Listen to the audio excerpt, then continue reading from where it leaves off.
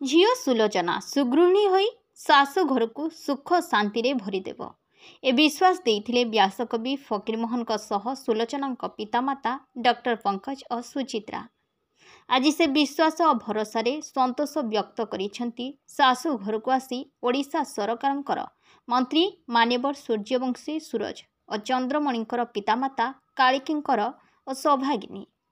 ओडिशार अन्यतम बालेश्वरी लोककला और संस्कृतिर महापर्व जौकंडी बाहागर उत्सवर उद्यापनी संध्यारे जौकंडी बाहागर समितिर अध्यक्ष तथा बस्ता विधायिका श्रीमती सुभाषिनी जेना सभापतित्व अनुष्ठित एही सभारे मान्यवर मंत्री श्रीजुक्त सूर्यवंशी सूरज जगदे कहिथिले जे जौकंडी बाहागर उत्सव जो सामाजिक वार्ता और कर्मर संदेश देउछि ताहा समस्त ओडिया को अनुप्राणित करुछि। व्यासकवि फकीरमोहनकर एही पवित्र माटी तांकरी प्रसिद्ध गल्पर नायक नायिका चंद्रमणि और सुलोचना जो सामाजिक मूल्यबोधर वार्ता देइछि ताहा मते व्यक्तिगत भावे अभिभूत करिछि। बालेश्वर लोककला साहित्य संस्कृति आदिर विकास और प्रकाशर ए बाहाघर समितिर उद्यम को प्रशंसा करी मंत्री कहिथिले जे उत्सवर सफलता पाई आम सरकार समस्त प्रकार सहयोग जगाई देबे बोली मु एठारे प्रतिश्रुति देउछि।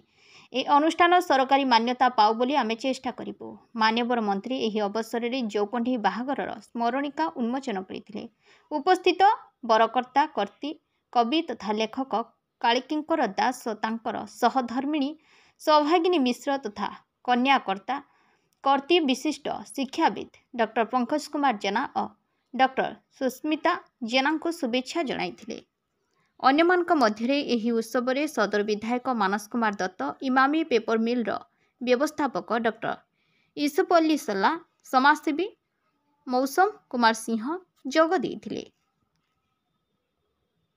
ए शताब्दीर आरंभ बालेश्वर में कंढे विप्लव देखा जाता चौ कंढे जो भाव में विलुप्त होता ये चौ कंढे बाहागर बाहाना हो पारे लोक कला को बचाई एक प्रयास। धन्यवाद देवी समस्त आयोजक मानू कला बंचिकी रो कलाकार बंचिकी रुहतु। आज दिन एति प्रार्थना एति कामना। धन्यवाद। 14 वर्ष धरी जो कंढे बाहागर बालेश्वर अनुष्ठित होछि।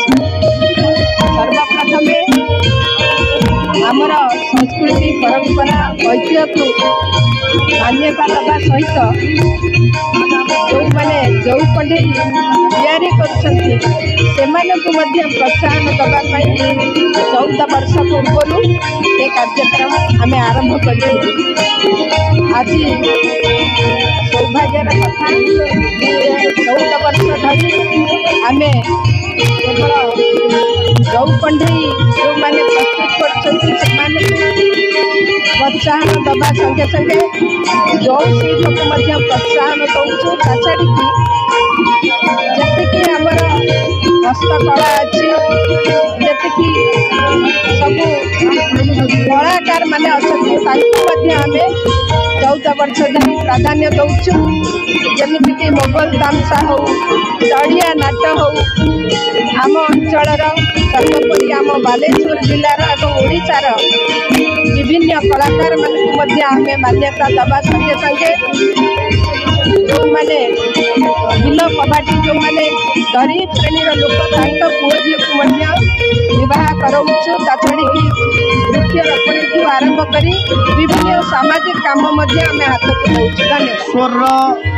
ऐतिह्य परंपरा आ लोककला सहित जड़ित जो कंढी यार बहुल प्रसार यार व्यवहार आउ जौर जो प्रकार आत्मविश्वास को आगू नवाई ये जो कंढईर विवाह होची लोक प्रोत्साहन कार्यक्रम ओडिया अस्मितार सरकार हैला परे निश्चित भाव में